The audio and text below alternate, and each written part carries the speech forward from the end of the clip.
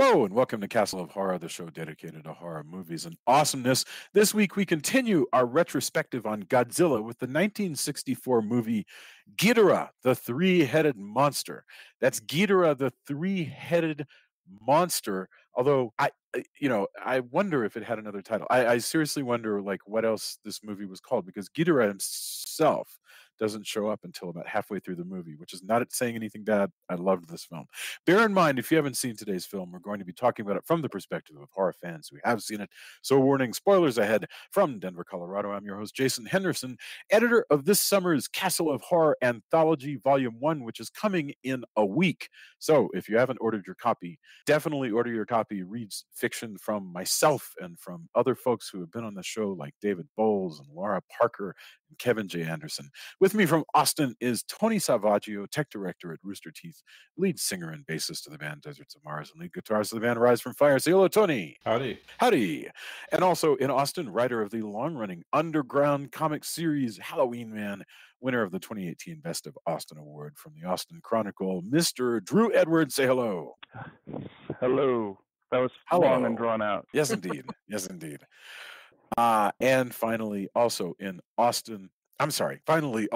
Denver, as always, color commentary from attorney Julia Guzman of Guzman Immigration of Denver. Say hello, Julia. Hello, Julia.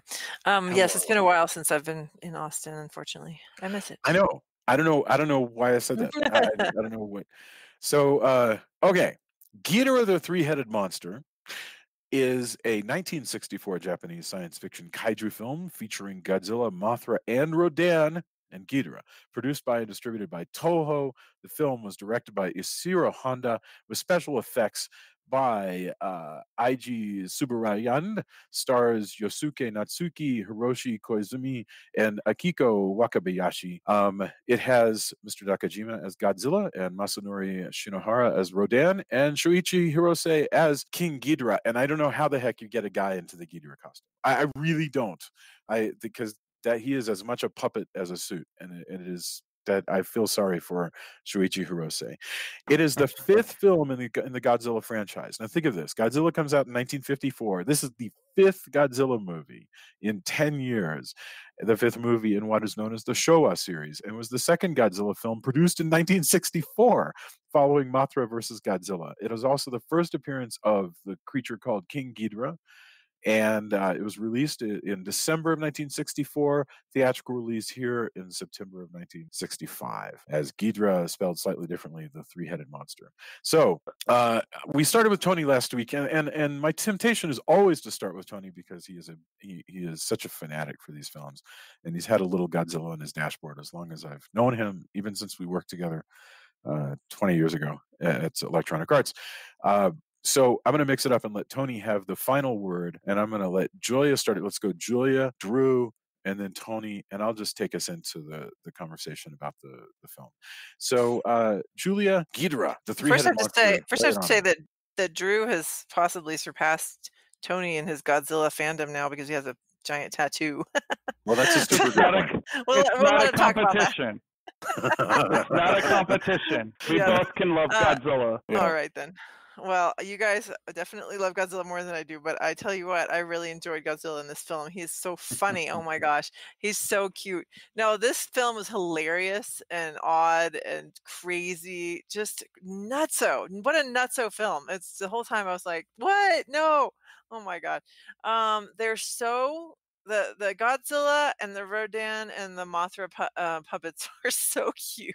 They're just so freaking cute, and I just laughed and laughed every time I saw them with like joy, not like mocking, but joy. But then the Ghidorah one is really good effects. Like it was actually really scary, I thought. So that was entertaining. It's true that I had completely forgotten this movie was supposed to be about Ghidorah until Jason goes halfway through the movie. He goes, and just a reminder that this film is called Ghidorah the Three-Headed Monster. And I was like, oh my gosh, that's right. All we've seen of Ghidorah up until that point is just this blob on a mountain that occasionally glows, an egg. So it was entertaining as hell. There's some really odd things, choices. The whole Martian princess, the little peanuts that the little fairies that that sing to Mothra.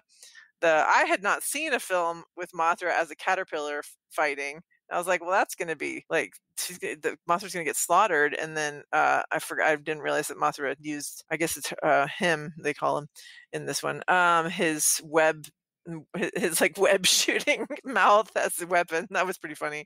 Everything was funny. Like the whole thing just was very amusing and fun. So I enjoyed it.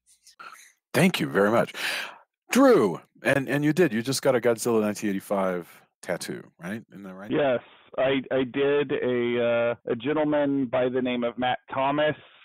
He's Creepshow ATX on Instagram. For you people who are Instagram, he works for Atomic Tattoo here in Austin, Texas.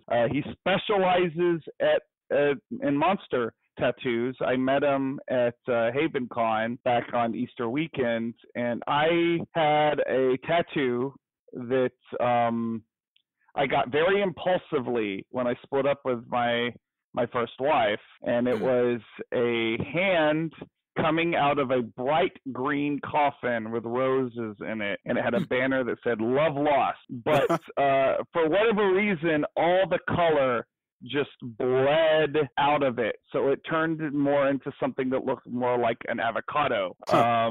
And Jamie, my wife, the darling wife, she hated that tattoo even more than I did, which is somehow possible.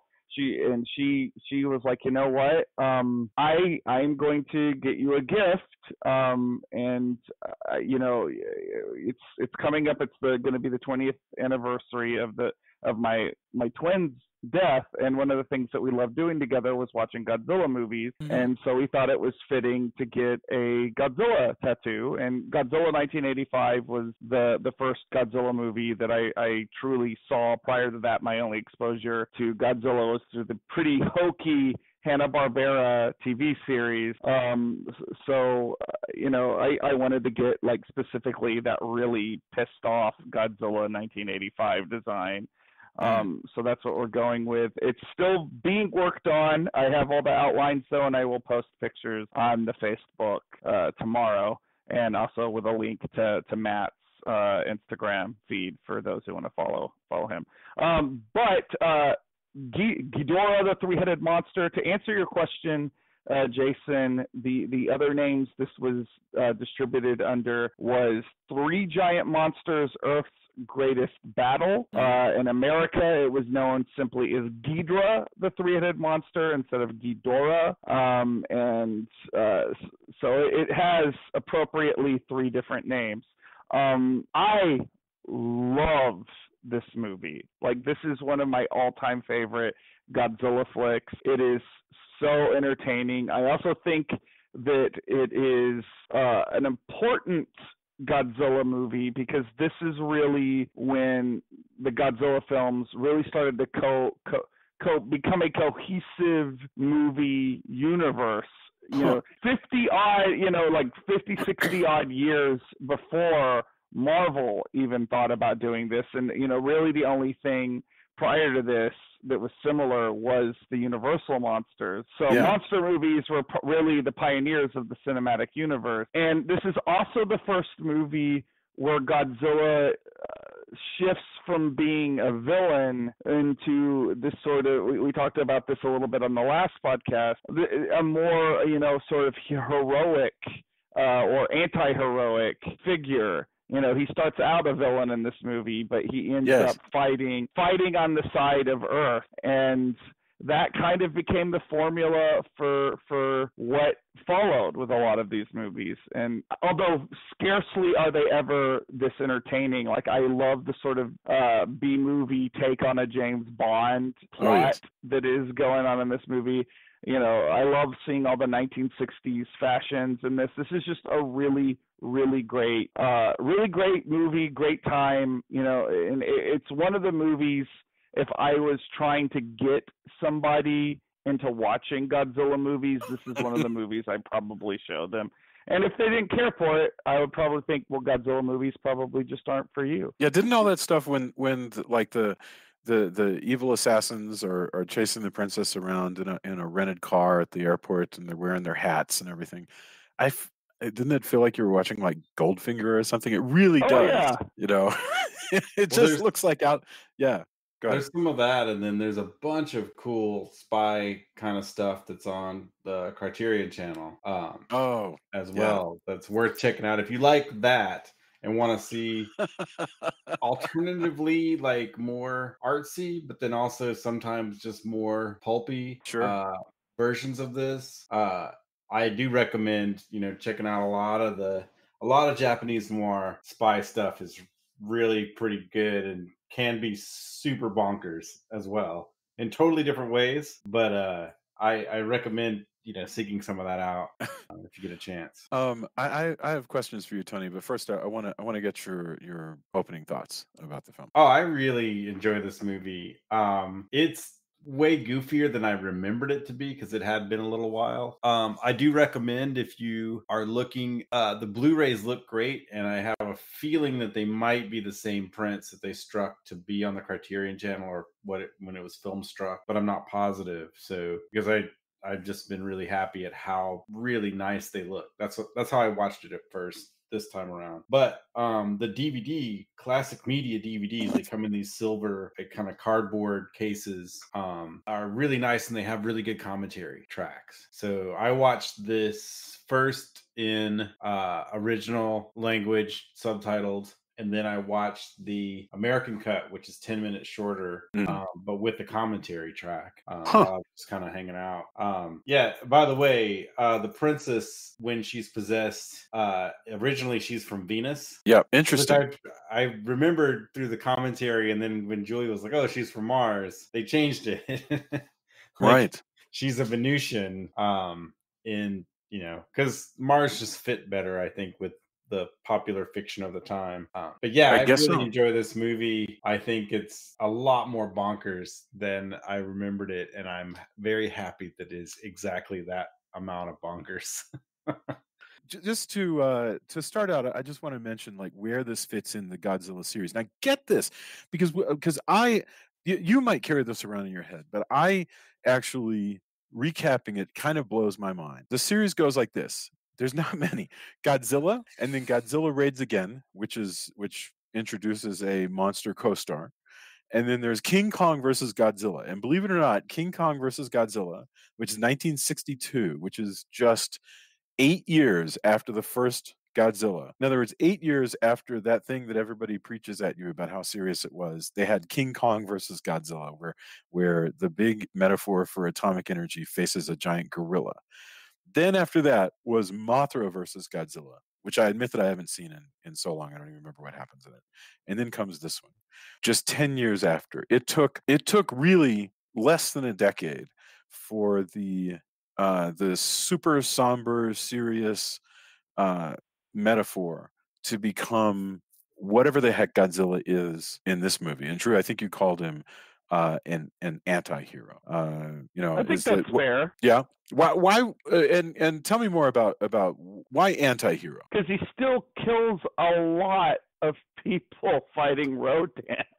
Right. Like he blows up Kidding. a cruise. He blows up a cruise ship. Yeah. He decimates an entire downtown area, and Yeah.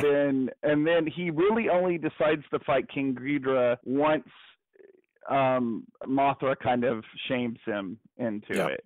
Well, and So Ghidorah brings he's- the fight to them. Yeah, I don't think although Godzilla has valid points, and when we talk about the Monster Conference, I will get more into that. But yeah, I think it's fair to call him an anti-hero. He's kind of prickly, he's not where he ends up at the end of this particular series, where he's basically Batman from the Adam West series, where you can call him off of Monster Island whenever you feel like it to fight the mutant of the week. I love the idea of a monster conference. Like, I'm envisioning all these monsters showing up at the conference and getting their badges and their packets. Well, let's talk about the Monster Conference. Well, in fact, I feel like jumping straight to that. Go ahead, Tony. So, Julia, have you seen? They sold these toys in the kind of they call them gotcha machines. The little we normally see them like in grocery stores or whatever. You put a quarter in, you turn the crank, and it gives you a thing. But they sold all of these toys that were the monsters at a podium apologizing for their actions. That's fantastic. Like at a press conference, basically. That was just like 2 months Love it. ago. Those were great. Well, they were out evidently. So Matt Frank actually had gotten them, because I defer all things Godzilla to Matt, because Yeah. he, I Yeah. thought I knew some stuff, and Matt knows way more. But when it kind of had a resurgence, he had said, "Oh yeah, I mean, these are a little bit older. I've had them. I still want to find a set because they're amazing. But if you look it up, says they also were people have released in translated them. 2016. Yeah. Yeah. That's Man, I too want funny. a set, but it's pretty good. People have translated them. If you look it up, they're pretty choice. I really want to know what Ghidorah's apology says, because Ghidorah Somebody had posted looks it. so cute, like sort of bowing his little three heads, and I'm dying to know. It says he's apologizing for aggressive invasion. Okay. Yeah, well, that makes sense. And Godzilla is apologizing for destructive vandalism. Yes. That definitely makes sense. Mechagodzilla is apologizing for imitation and copyright infringement. That's fantastic. Those are really love good. that. Godzilla, you cad. I love that. Oh, that's That is wonderful. awesome. So actually, before we get to the monster conference, which I totally want to talk about, we don't need to take this movie in order. We can just talk about the topics. But the first thing I wanted to ask you about is who, and I'm not trying to be naive, but is this a kid's movie? Is that what's going on here? And I ask that because, like, the bad guy spies, they all look like super bad guys. They're smiling really deviously to indicate, hey guys, these are bad guys. The monsters are funny. When they're in the conference that we're going to talk about. So, like, who is this for? I don't think it's really for kids, but going through the commentary track, there was a lot of debate back and forth, and a lot of really angry stuff going on about it being so much lighter and goofier. Yeah. But yeah, I don't think it's supposed to be a kid's movie, but there was a lot. I mean, what it really adds up to is these are the new blockbuster movies.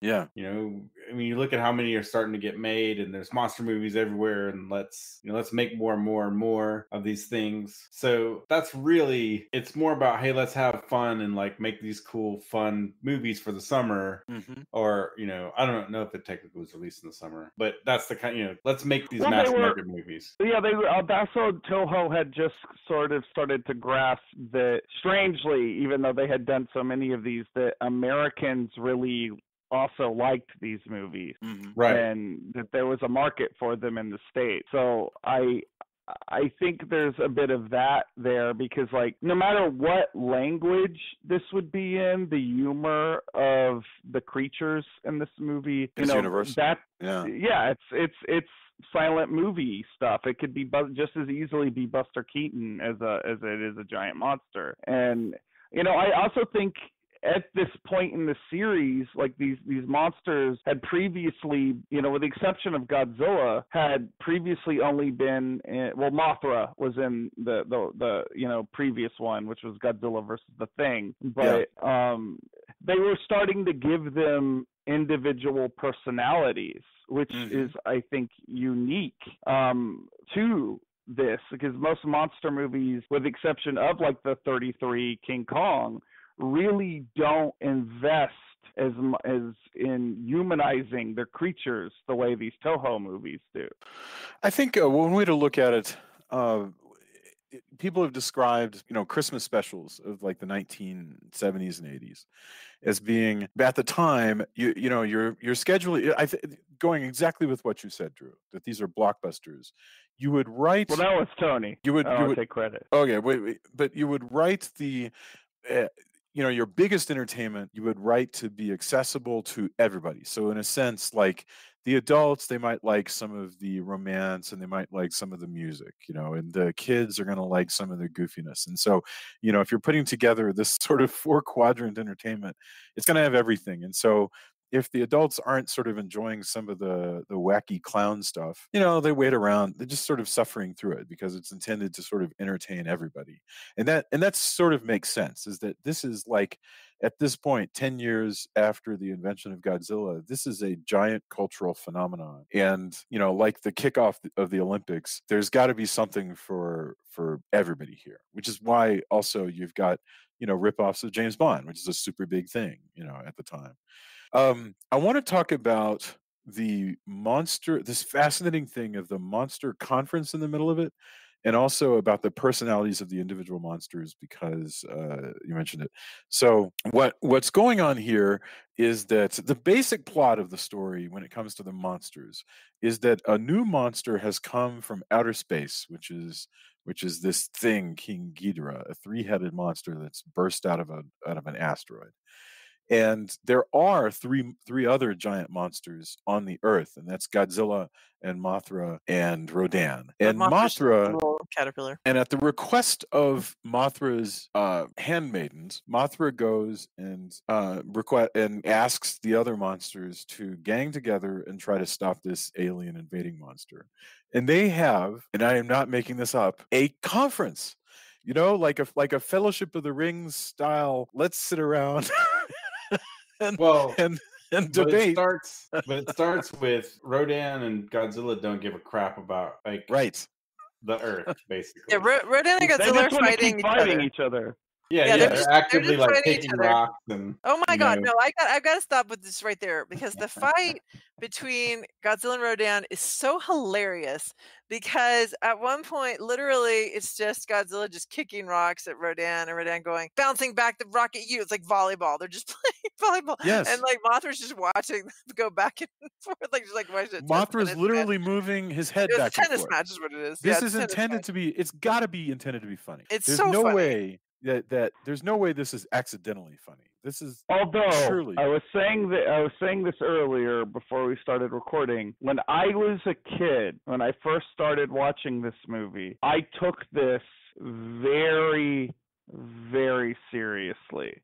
Like, this was serious stuff. It was the fate of the world. You know, Ghidorah is going to be able to destroy the world. He destroyed Mars, and now he's going to destroy Earth. So, like, when I got to be an adult, you know, and I got to revisit this movie, it was like bonus movie because I still had, like, the stuff that I liked about it.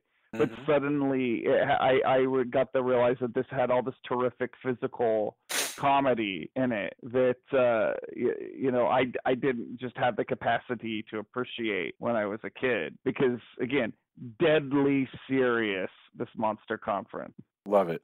Well, I mean, what's going on in the Monster Conference is, like Tony said, Godzilla and Rodan have been fighting, and that's treated in this film like a natural disaster. In other words, the world that these guys live in, and this never ceases to amaze me. The world these guys live in, Godzilla and Rodan are like, you know, El Nino, basically.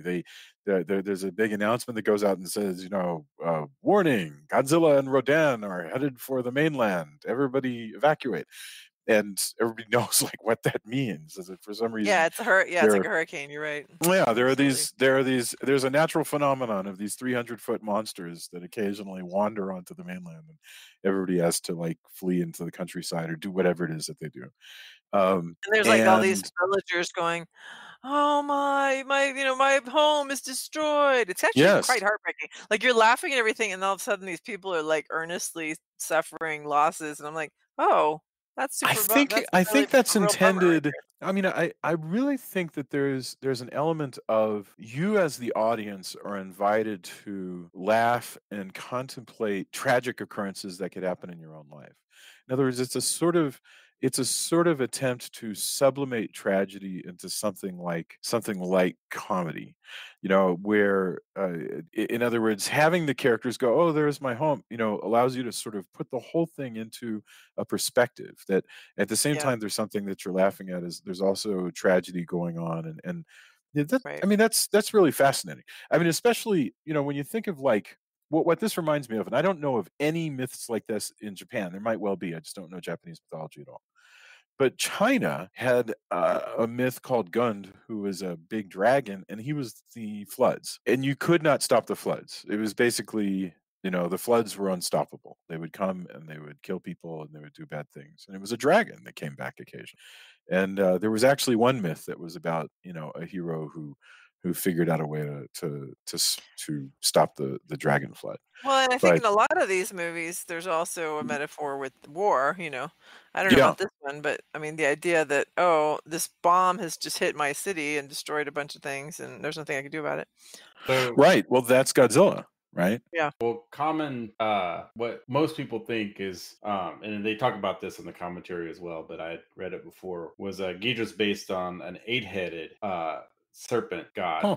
kaiju called Orochi, and there's actually a film, a '59 film, Toho film, The Birth of Japan, that has Orochi in it. It looks kind of similar, but that's most likely where a lot of the designs kind of stem from. It's an amazing design. I mean, Yeah. just think about it. If you were in the audience in 1964 and you saw Ghidorah come out with his 3 heads, like waving around, and he has this just killer sort of triple death ray that so effectively kind of flows as and moves around, just shocking things.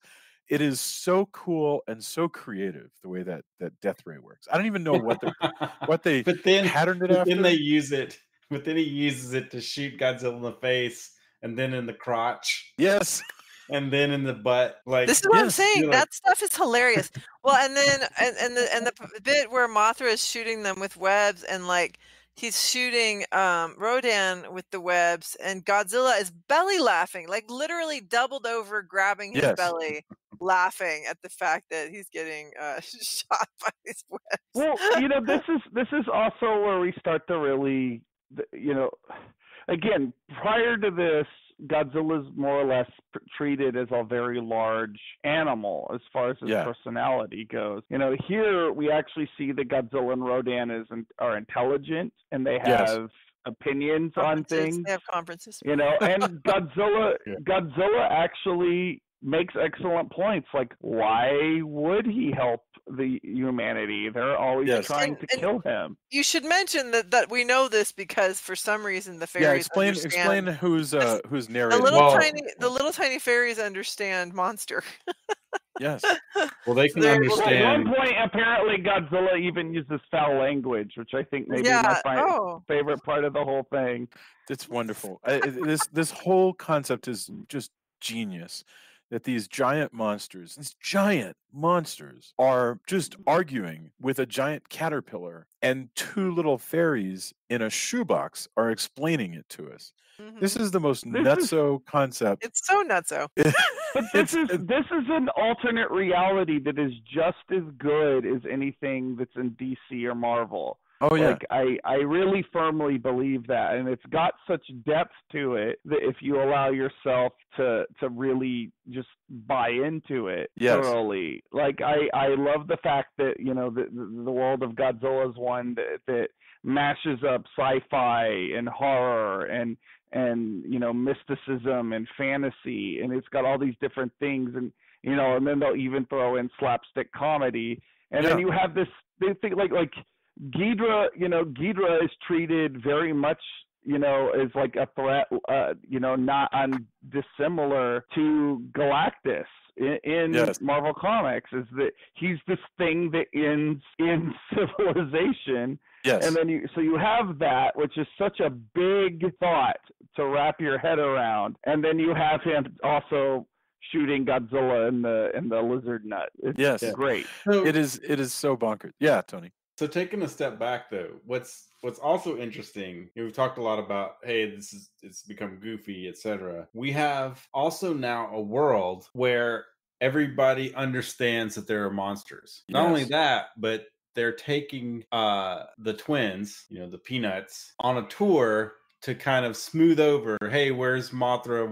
Here's what's going on in the world of monsters. And not only that, but they appear on like a comedy program where they have these 2 famous comedians of the time perform basically what would have been a variety show at the time and a comedy, and how their banter is and all of that, which, you know, isn't dissimilar from comedy shows in the US at the time, which is probably why it worked as well as it did, you know, in the dub. And, you know, but again, there's this world where, hey, everybody, we all know there's monsters. Here's these twins. They're going to sing this song. Oh my gosh. gosh. They're stars in the world. I love the song. A different, I had forgotten it was a different Mothra Yeah, song. it's not the original Mothra song. I thought that was fascinating. And that's cool. I mean, again, what Drew brought up, you got to keep, you know, the Peanuts were actually comedians and you know, pop singers in their own right. So you got to Were they really? Yeah, yeah. No, but another thing I want to say is that it's really funny that they have a world with monsters, and yet somehow they find the idea of Martians preposterous. And I'm like, okay, Hold that thought. Hold that you. thought on the But granted, here's the thing: is they find it preposterous because it's a girl that they know who supposedly died, who's saying she's a Martian. Right. If it had just been Martian, I know, but there's more to it. But like Jason said, we'll hold that thought. But there is more to it than that. Right. Yeah. Okay, so the Peanuts, and I guess I understand now that the Peanuts are the vocal group playing the twin sisters. Right. Exactly. So the twin sisters, whatever we call them, the fairies, they call them the fairies.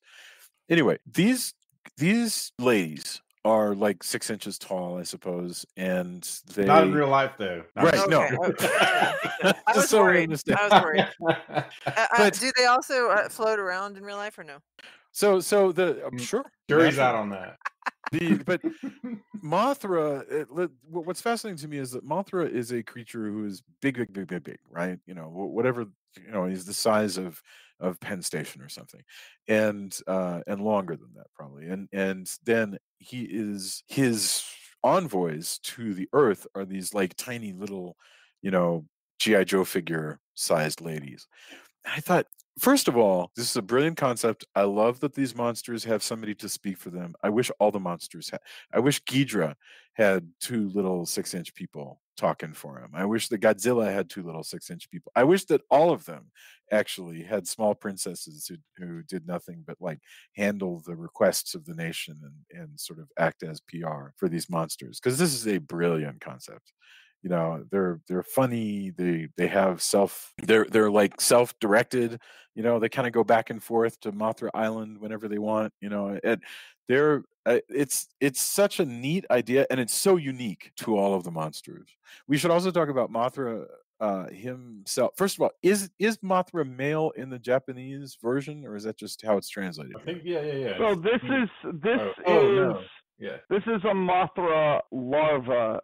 So what happens in the preceding film is the original Mothra, which is female, fights Godzilla. There is a Mothra egg. Godzilla fights the original Mothra. That Mothra is killed. The egg hatches. The egg hatches 2 Mothra larvae, one of which is male, one of which is female. Presumably, this is the male one. I don't, and then, although in all subsequent appearances of Mothra, Mothra is addressed as female. So, really? Yeah.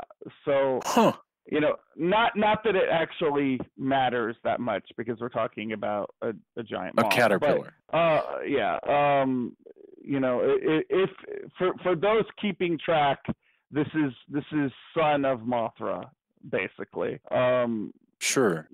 But because the original Mothra is tragically dies in the preceding film. I was telling Drew as well that it wasn't as well received in the States, but it is to me a really awesome fan servicey game. The Godzilla game for the PS4, you actually fight both Mothra larva. Really? And it's a huge pain in the ass like level, but you're fighting them in the ocean, and they both come out. And so, yeah, that game is just full of, if you're a fan, it's just everything. They did everything that you could possibly do. People quibble about the play balance and the controls, and I get it. But as far as pure Godzilla just fan fiction. service, that game just has, you know, Jet Jaguars you can unlock and it's just crazy. But yeah, you can fight both larvae. That's cool. I love the way the spider fluid works from Mothra. That's brilliant. This makes me now that we're talking about how bonkers this makes me want to also cover, we should decide at some point, Godzilla versus Gigan, where actually Godzilla, in Japan, he had manga speech balloons. Oh, gosh. But in America, they just dubbed a Godzilla voice. Oh, boy. So that one's also really crazy. And we kind of want to do that. We might have to do that soon. And King Ghidorah is in that one, too. Not in Gigan, I don't think, right? I'm looking it up, and there he is. He may not feature very heavily, very prominently. But I need to rewatch it. But I remember I saw it. Oh, yeah, that's right. Yeah. But I don't think I've seen that. There was also the moment in Godzilla versus Megalon, which is the one that introduces Jet Jaguar. But in that one, if I recall correctly, that's the one where Godzilla like has this way of like throwing himself bodily, so that he slides on his tail. Yeah, he slides on his tail and just kicks you with his giant lizard feet. It's just fantastic stuff. And he can do a little dance where I think that one's in the next. The dance, I believe, is in the sequel to this. Oh, well, all right then. But I actually used to teach the Godzilla dance when I was in that J-Rock cover band. Yes. Instead of moshing, I tried to teach. Not everybody did it, but I got enough people to do it, and that was enough for me. Used to teach people to do the Godzilla dance. Instead of moshing, had a crowd doing the Godzilla dance. And that, to me, was one of the best experiences playing out in a band. That would be Invasion of Astro Monster was next, and also known as Monster Zero. And that's actually a good moment for us to mention. Talk about what did you notice that was here that was sort of lifted or filtered or whatever the heck it is to make its way into the new Godzilla movie, King of the Monsters. There's so much. I mean, What? Repeat that? Lots of stuff in Godzilla King of the Monsters seems to come from Ghidorah the Three-Headed Monster.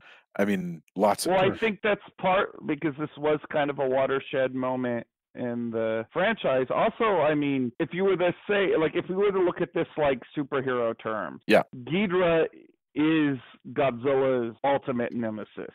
Like, he has fought Ghidorah more than any other monster, with the exception of maybe Mothra. I think Mothra has appeared quite a bit, but Ghidorah is very visually interesting. Plus, again, there's this idea of this is a creature that is the end of civilization. So it's an inherently a blockbuster idea. Yeah. Like you can't help but think of that in the biggest possible way.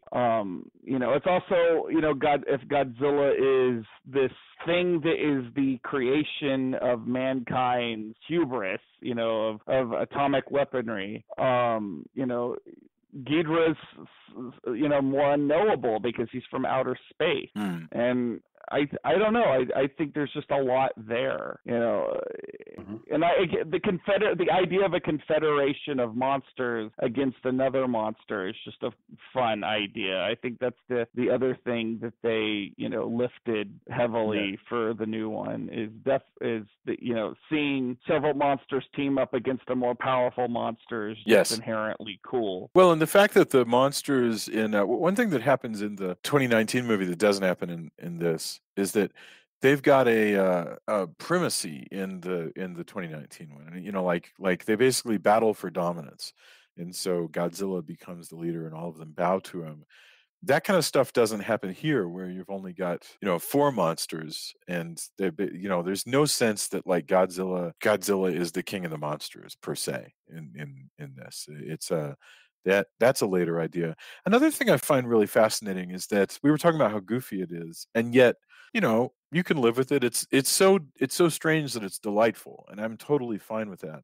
And in the new film, there is still kind of a weird, especially with the way the score does it, there is this sort of weird poetry about it, isn't there? Yeah.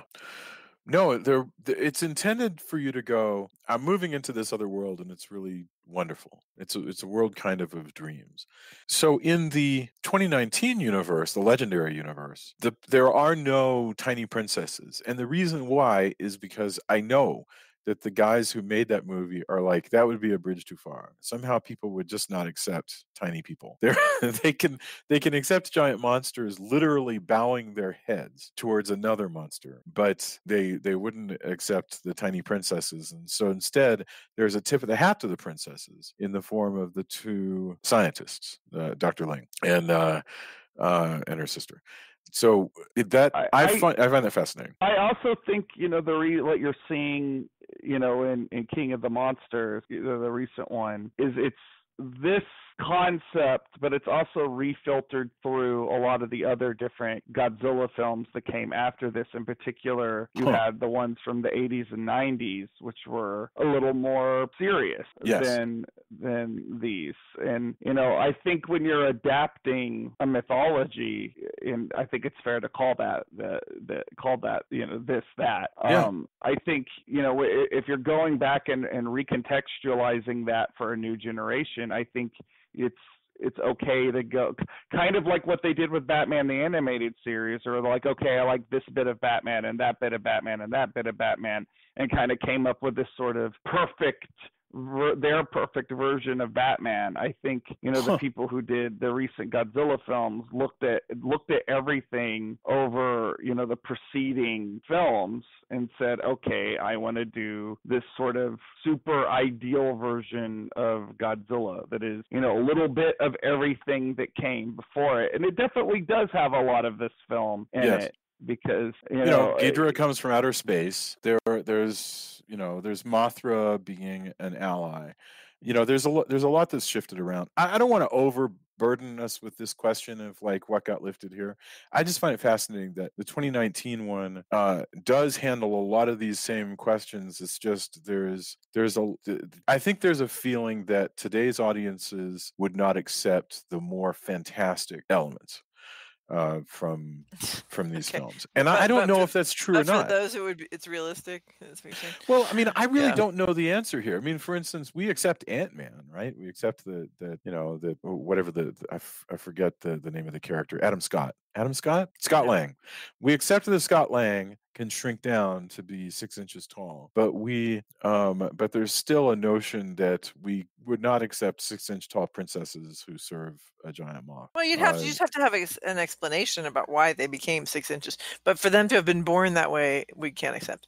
But I mean, isn't that crazy? If you can say, oh, hey, there was this experiment that went wrong, and now they're shrunken, that'd be okay. I just, I think it's all in how you present it too. I'm not saying I don't think that there's. You might even be able to present them as fairies if you did it in the right way. Well, that's what you're saying about the fantastic elements. That gets into fantasy, and then it's a different kind of thing, apparently. But they really do shy away in the 2019. They shy away from any notion of like psychic powers, except in the most slightly hinted sense. When the girl goes, Mothra, Queen of the Monsters, there's a sense that she is feeling something, but not necessarily. She could just be moved by the moment. So that they don't want to make us sort of. It's that idea of multi mumbo jumbo. This was a concept that was in, I think it was Save the Cat, one of the Major Light screenplay books of years ago, before Rocket Raccoon was actually a thing that showed up on the screen. There was this idea that you don't want to have double mumbo jumbo in your movie. Like if you have a movie where a guy gets bit by a spider and has spider powers, you don't want to have somebody else like suddenly be possessed by the god of rhinoceroses. That's just too much. You want to have one mumbo jumbo in each movie, otherwise you lose your audience, was the going feeling.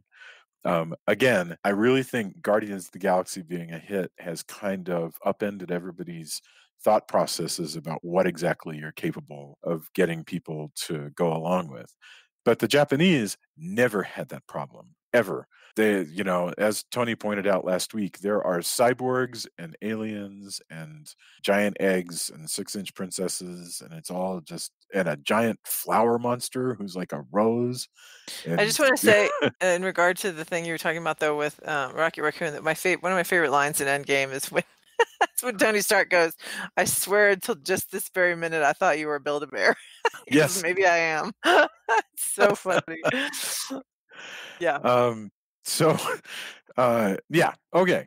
So the Monster Conference, literally the coolest thing. We should what we mentioned that there is a spy plot. I mean, I don't know if there's much to. Well, okay, let's talk about it a little bit.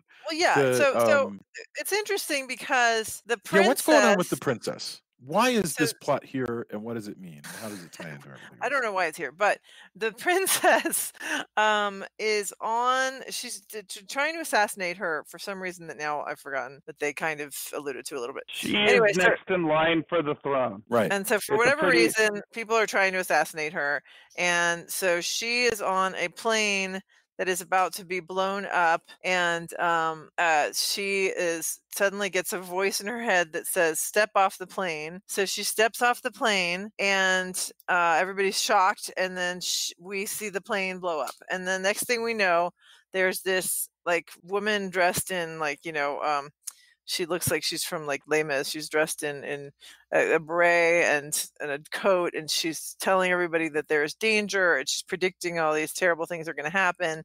And she looks just like that princess, but she doesn't have the princess's bracelet, which is the only way they know. They don't have any other way to tell if she's really the princess except that she has that bracelet. But she doesn't have the bracelet, so who knows who she is? But she looks like the princess, and so then this woman goes around saying that she's a Martian, and we're hearing about how she's a Martian. She can tell what's about to happen, and bad things are afoot. So that's kind of Right. that part. And She she's keeps sort of predicting monsters before Yeah, yeah, she's monsters predicting monsters and arrive. monsters, and they're disasters. well. Here's what's funny though. By the end, of course, once the monster plot goes on, blah blah blah. The monsters get rid of Ghidorah. Ghidorah finally flees, deciding that he has been defeated, and Ghidorah goes away until the next movie. So, and the princess gets her memory back, and she doesn't remember being possessed by the Martians or the Venusians, as Tony had it in his version. And for the life of me, I cannot figure out exactly. It's just so interesting to me that this plot is here because it's not at all necessary. It's just extra stuff. Well, I It is will say it gives us context because she's able to talk about what happened to her and she's remembering. She's basically having ancestral memory, and yes, she can talk about how Ghidorah destroyed Mars or Venus, depending on which version you yeah. watch, which I think is actually incredibly Oh, important. that's a good point. Yeah, she's there to warn us about all that Ghidorah has done. Yes, that's true. It's super strange though, and it's interesting that she gets snapped out of it at the end, and she goes back. She gets And like snapped we out of it when she gets shot, basically. yes, A by bullet the grazes her. by the bad guys, by the hat Yeah, wearing bad guys who are trying from to kill her from Goldfinger, from her country, and they from wear evil from sunglasses. from James Bond Well, movies. the Yeah, assassin wears Yes. evil sunglasses. yeah. Yes, the one guy wears evil sunglasses. Let's They're also, yeah. the other thing we haven't talked about is there's also the good guys, and one of the coolest people Thank you is for mentioning that. Yeah. Naoko Shindo, who's a reporter she is the commentary track mentions that she's been a kind of incompetent person in previous movies, but in this movie, she's scooping all the stories. Yeah. She is super competent, journalist Yeah, all she in the is that she mix. has a high voice is the problem. Yeah, but she is awesome the whole Yeah. time. And dealing with her brother who's just kind of a jerk, even though Yes. like even though he's the one who can carry a gun. But He's so all of, sexist, by the way. Yeah, yeah, her brother is like an FBI agent or whatever you call that in Japan, and she's like, I'm but meeting up with this contact, and he's like, that's not women's work. Let me buy you yeah. a drink. Well, what I like is she's constantly like, you know what? All of this is women's work because it's just work. Right. And it's what I'm really good at. So go be macho somewhere else. I'm actually going to do my job extremely Well, and she's so confidently cheerful and be about it. badass. Yeah. I love that. I love how She's everybody great. gives her a hard time or says nonsense, about like you need to marry somebody or you need to do this or that. And she always just goes, oh, that's wonderful. Thank you. I'm gonna meet somebody. Okay. I'm gonna go Yeah. meet a contact. Yeah. I'm going to go be an investigative journalist while you guys That's how are she drinking deals. and doing whatever. Right. Right. Her method of dealing with an extremely sexist society is just to kind of smile and do her job, which kind of sucks, Which I think is she's actually true for most women of that generation, in that decade. You know what I mean? it It's must like be. the idea that if you wanted to get ahead, you had to play the game and do the flirting and let people flirt with you, and then just do it. Just because aggressive wasn't going to get you anywhere. Being masculine wasn't necessarily going to get you anywhere. But I Yeah. like, when they're covering also that at some point, the princess as a Venusian starts to get kind of this cult following because she's making all of these Yes. predictions. Well, as you pointed out before the thing, she's a Venusian in the other movie, but in this one that we're watching, That's she's right. Martian. Yeah. Yeah. Yeah. But she's got people are starting to go, whoa, she is predicting all this stuff. Maybe we should listen to this person. Maybe they're not crazy, but they still may or may not be a princess. When she gathers, all these giant crowds. It's really kind of neat to see her there with her like you said, the Les Miserables hat, and and all these Well, people are listening to her, and yeah. that's what I'm saying about everybody saying that, like, she's saying, I'm from Mars, and they're like, oh, haha, yeah, okay, whatever. And I'm thinking, well, okay, you don't have to necessarily believe her, but mocking it, given that you live in a world full of giant monsters, doesn't seem like the best. Yeah, it seems like Right. more like you just be dismissive of like, yeah, okay, whatever. I don't know. Maybe Well, I you mean, are. I think everybody's gonna kind of take what they can. Yeah. At least the monsters are terrestrial. Like, Yeah. we still Yes. haven't had an alien invasion. Yeah, in the future movies, we have alien invasion left and right. It just becomes a common thing. In fact, the aliens invade and use Ghidorah again in Destroy All Monsters. Like, What they take happens in over and Monster Zero? Isn't that also what happens in Monster Zero, or does something else? I mean, yeah, the aliens.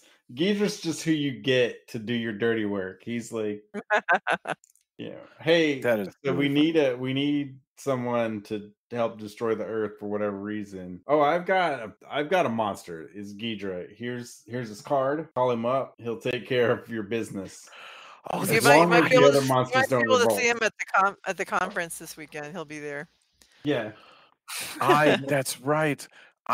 Yes, I saw Monster Zero at the Alamo, and in that one, astronauts from Earth go to another planet that's sort of just turned up.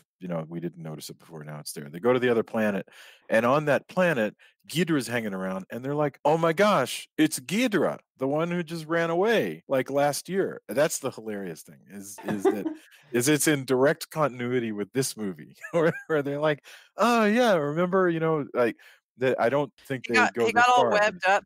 It's he got webbed interesting up. to He me, ran by the way, away. that in the fight with Ghidorah, even though the little caterpillar seems to be the least, strong and that has the least weapons, he's really the one who defeats Ghidorah because he Yes. gets him so wrapped up with the webs, and all the webs are all on his face and on his wings. He's like, But screw this shit, man, I'm out of here. Yes. by riding on top of Rodan That was acts so great. as a Rodan Oh my turret gosh. for Yeah. the Mothra. Yeah, Rodan has to hide behind a rock, but then when when there's actually an idea of what to do, yeah, Rodan gives Mothra a ride, and Yeah, Mothra Godzilla's uses kind the of webs. useless. He never even shoots Well, him no, with he's his atomic slowing breath. Ghidorah down by kicking He him and throwing he rocks. does Kicking him and throwing rocks, but he doesn't even do his atomic breath at him. He does accidentally prevent the assassination by electricity. Yes. When they have the princess hooked up to try to see if she's really Oh yeah, that was an awesome. alien, and Jesus. Ghidorah Well, the flies assassins and drops Godzilla on top of power lines. Yeah, the assassins turn the voltage up so that it'll definitely kill her. While the scientists are trying to do These assassins whatever are weird idiots. whatever weird ass thing. Wait, but whatever weird ass thing that the scientists are trying to do to hypnotize her, that requires them to take all her clothes off. Which I was like, really? Why? Why is that necessary exactly? But anyway, I guess clothes so she are doesn't get restrictive electrocuted by zippers. Yeah, I or don't know. something.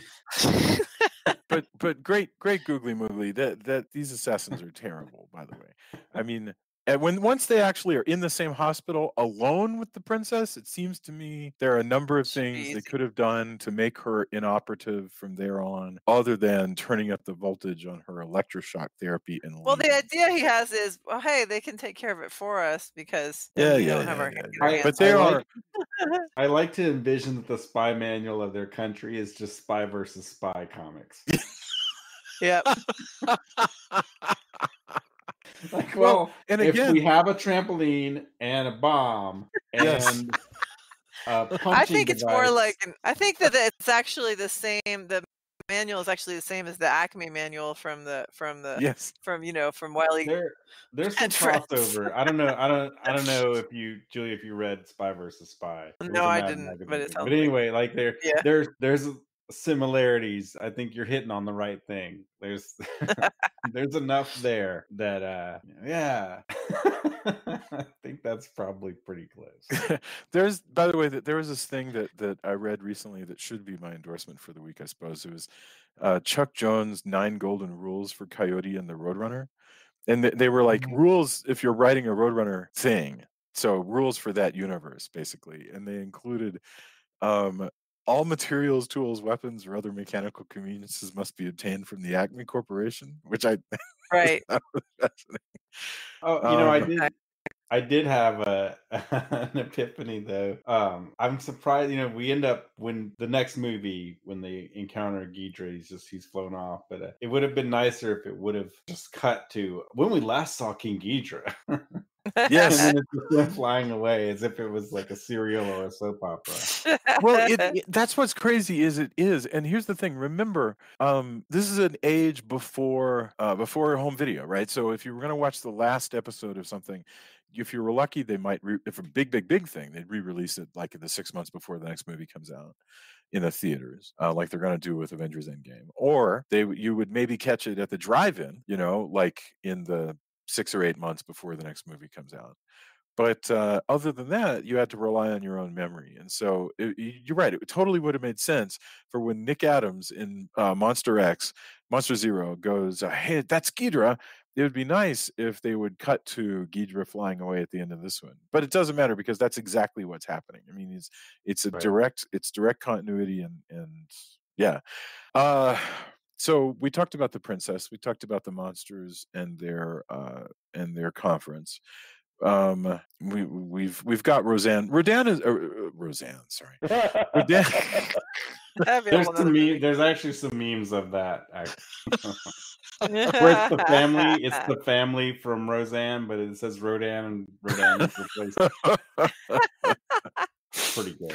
I do not have a sense of Rodan's, personality. Godzilla, I kind of sense his personality because he's, if we are to believe what Godzilla says in the conference, Godzilla says, men hate us. I have no reason particularly to protect them, and whatever. Which means that Godzilla exists. Basically, gets up in the morning and he wanders around the earth and fights with monsters. I guess that's what he does. He's just living his life.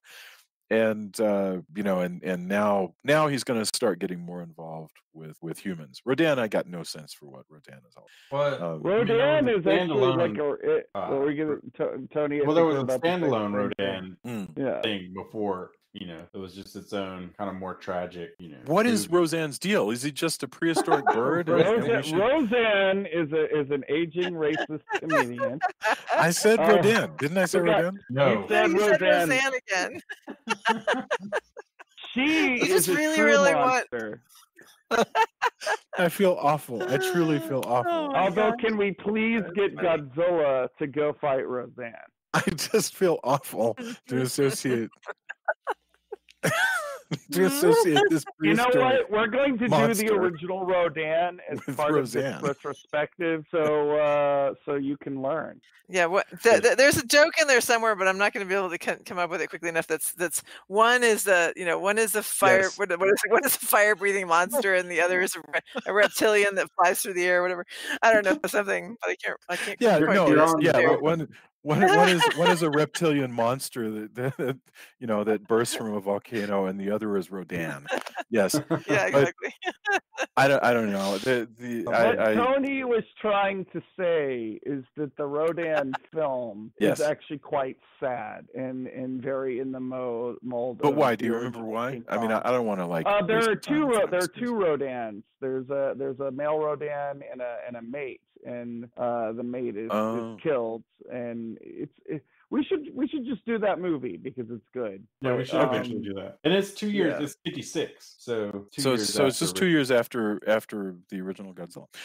Okay, I think we've made our way through the entire film, and More in God, a weird many-headed kind of way, which I guess is appropriate. oh yes, my goodness. Well, I don't think it would serve anybody to just walk our way beat through the plot of this film.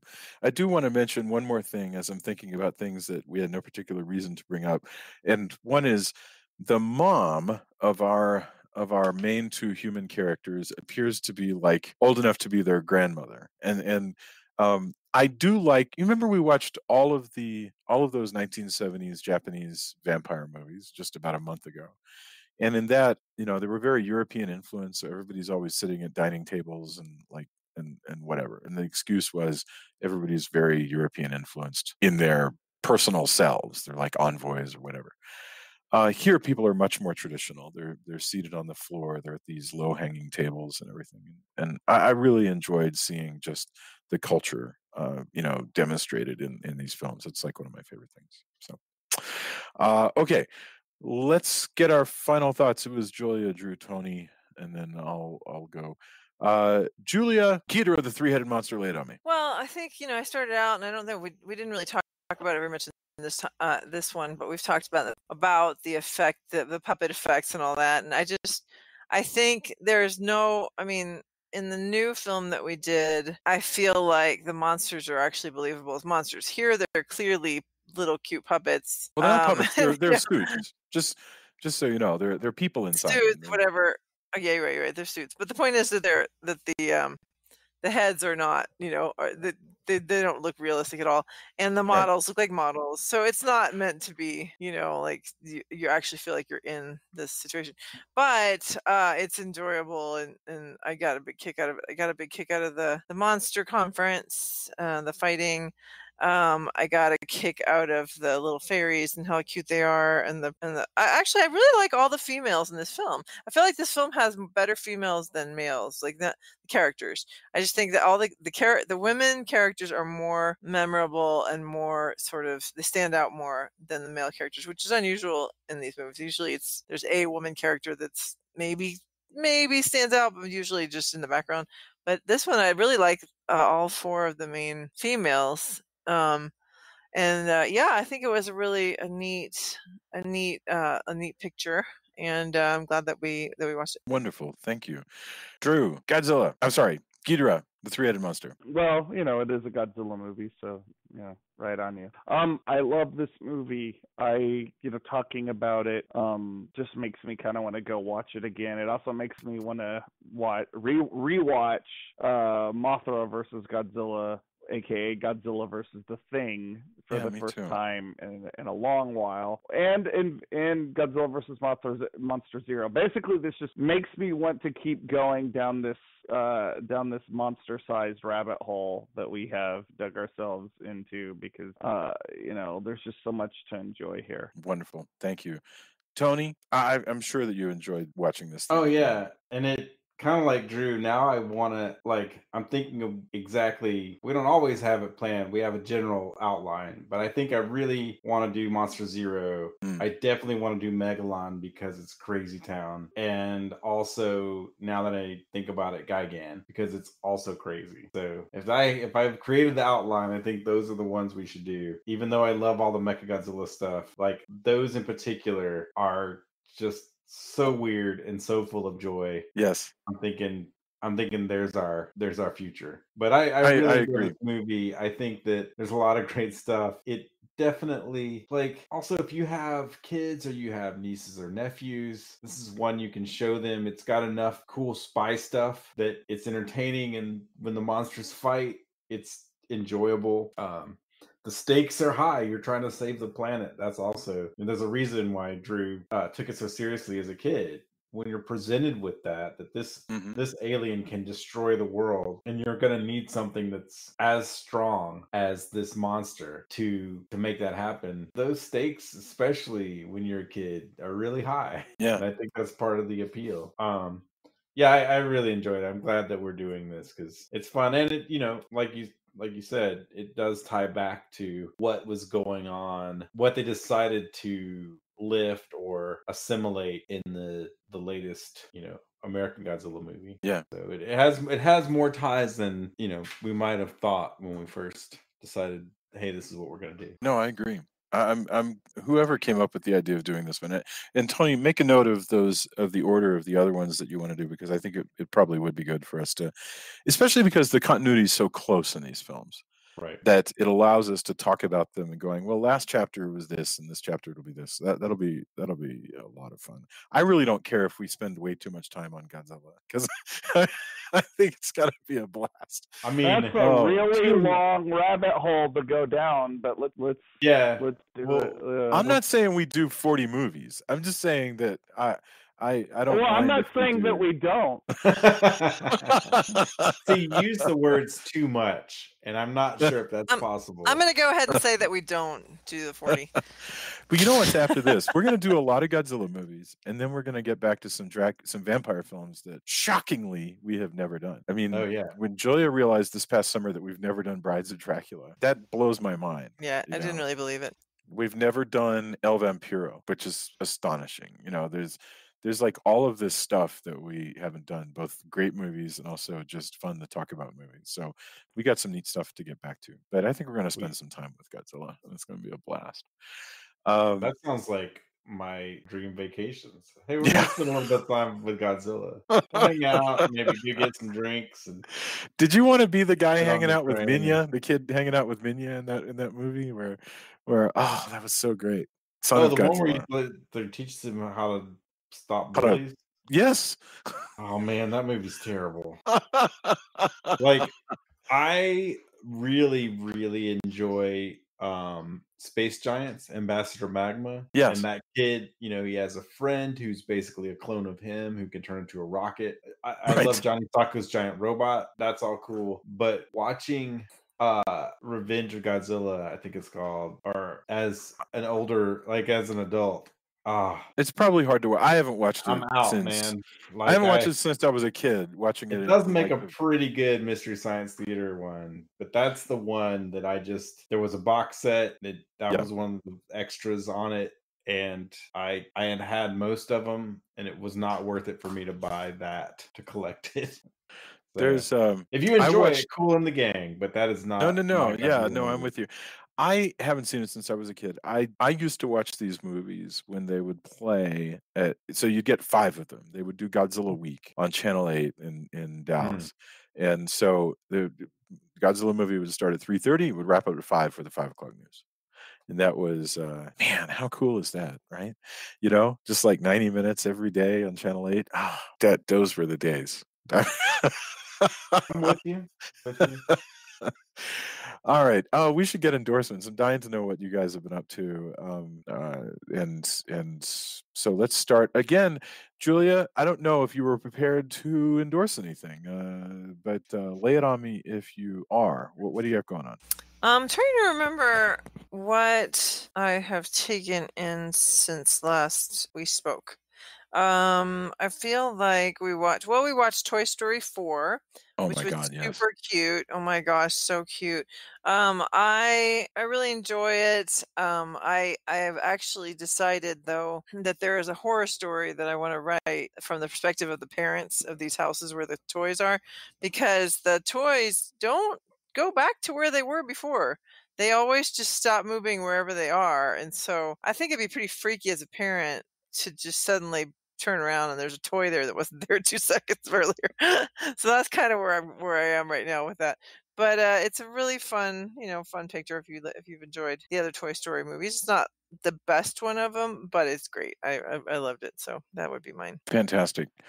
Drew, what about you? Well, mine is actually from something I just watched tonight. It's a new HBO comedy show, although horror adjacent. It's called Los Spookies. I'm probably saying that wrong.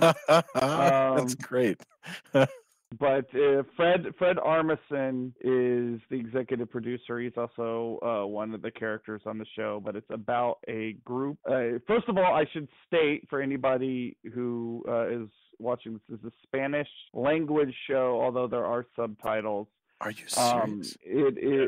I am totally Sounds serious. great. And it is about a group of young people who basically stage fake horror. They're all horror fans, and they're effects fans, and they stage hoaxes more or less. Like the first episode, they stage a priest hires them to make it look like he's performing an exorcism, and in the second episode, they stage a haunted house. So like it's about so that's essentially the setup of the show. Is this group of people are going around setting up these horror related hoaxes with their knowledge of special effects. And I think if you're a horror fan, and a lot of us are very much interested in special effects, so I think there's a sort of wish fulfillment that you could get paid to scare the hell out of people in that. So I think And it's called fans, Los Spookies? That is amazing.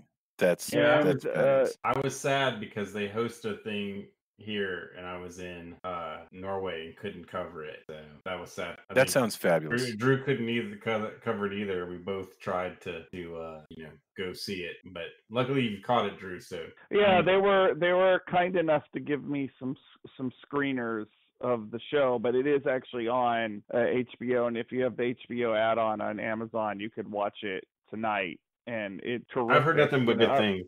It's really funny, like, and the characters and the character, the acting and everything, and the fact that it is Spanish language is kind of daring, but the way they switch back and forth at times between English and Spanish, and even the way that's used with the dialogue is very sharp. So I just think I think horror fans would do themselves well to check it out, because I think it's great, and something that a lot of horror fans obviously will find relatable. So give it a shot. Even if you don't normally go in for sitcoms, which I don't. So the fact that I enjoyed it as much as I did is saying a lot. That is fabulous. What a wonderful recommendation. Okay, I had a big discovery this week that I did not know existed, and I did not discover it on my own. So my endorsement is twofold, but they are related. The first one is a podcast called Film Freaks Forever. And Film Freaks Forever is hosted by NPR's Mark Jordan Legan, who's also a major television writer, and Fief Sutton, who is a New York Times bestselling author and also a very, very prolific television writer. They have a show together where they pick a topic and they talk about like 4 or 5 movies on a theme. It's a good show. It's a really great show. They'll even play little snippets for the film and so forth. They're sponsored by Final Draft, which is cool. And they this week they did, or their current episode that I listened to this week is about summer movies. And they talked about stuff I know, like Gidget and Beach Party and yada yada. I know that stuff. But they also talked about 2 films that I have not seen. One is called Big Wednesday, still haven't seen it, can't wait. But the other one was called The Swimmer. And The Swimmer actually plays like almost a horror movie in itself, because it's this amazing film that starts out sunny and wonderful, and then slowly as it goes along develops this terrible sense of dread. And I don't want to overpaint it as a horror film, because it's, in a way, it's more like one of the more dramatic Twilight Zone episodes. And it's about, this film is free with Amazon Prime, and you should watch it. 1968, Burt Lancaster is 52 years old, spends the entire movie in a pair of swim trunks, and looks like an Olympic swimmer. So good on Burt Lancaster. But the entire film, basically, the idea is he's at his rich friend's house, drinking a mint julep and swimming in their pool. And he realizes that to get back to his own house, he could basically run short distances and swim across different people's pools. So he decides, I'm going to swim back to my house by hitting basically every swimming pool between here and where I live. And which is a nutty idea. And he meets all these different people along the way. But as the day goes on, he seems to get more tired and more old, and people greet him more angrily and with less of the sort of sun. And even the season seems to change as the day wears on. It's an interesting, fascinating movie that I had never, ever, ever heard of because apparently it was bonkers. It didn't do that well, but boy, is it good! And it's got all these great people in it because it's got Burt Lancaster, it's got Joan Rivers in a neat short role. It's got Diana Muldaur, who you might know as Dr. Pulaski from Star Trek: The Next Generation. And I loved this film. It was such a just a delight to discover something I'd never heard of. That was The Swimmer, and I learned about it from the Film Freaks Forever podcast. So that's my endorsement. Tony, lay it on me. What do you got? So a couple things. I saw one of my favorite bands, Big Business, last night. I think I've talked about them. They have a new album out. It's really good. You should totally see that. It's a two-piece band. They're both awesome. Their drummer is particularly amazing, but they make a super duo of awesomeness. A friend of mine's band called Cyclops opened for them. Man, oh man, were they heavy and amazing. Unfortunately, they don't have anything up on the web yet, but look out for this band, Cyclops with a Z. They are really, really cool. And I was happy that I got to see their first show. So that's always a cool thing. Also, when I was on vacation, I read Lemmy, the definitive biography by Mick Wall. Really? Which is an interesting. The author Mick Wall was friends with Lemmy, covered him through PR stuff, knew him for years and years and years. Was supposed to do some interviews right when Lemmy passed away. It's really interesting. It tracks. It's kind of piecemeal. It's not the way it's constructed. It probably isn't for everyone, but I thought it was fascinating. I think it was really cool. It tracks really well if you read Lemmy's autobiography, White Line Fever, which I found to be great and hilarious. Of course, it was ghostwritten, but Lemmy's telling all the tales in White Line Fever. Lemmy, the definitive biography, kind of tracks with that, but also debunks some of the more legendary tales, which is really cool. But all in all, Lemmy was probably one of the most genuine rock and roll people, and for better or worse, he admitted he wasn't a saint by any stretch, but was always genuine, was always supportive, and everything gleaned from these books and the Lemmy documentary that they made kind of proves that. So if you're looking for a good rock and roll biography to read, I recommend that. Wonderful. All right, I cannot wait to be back next week, and we'll figure out what the next film is. I guess is it Monster Zero next week, or is it? I think we should. Yeah, let's keep going with Ghidorah, and then we'll stray into more craziness after that. I think that's fabulous. So Monster Zero it is. I have had such a good time talking about this. Thank you, guys. It's really, what, you make my life just shine every week, and I'm so thankful that you're there. Does it make you shine with radiation? Yes. Every day in every way I'm becoming a better version of myself, and it's mostly due to radiation. So I'll see you next week. Have a fantastic week. Everybody be safe. I'll talk to you soon. Bye. Night. Night.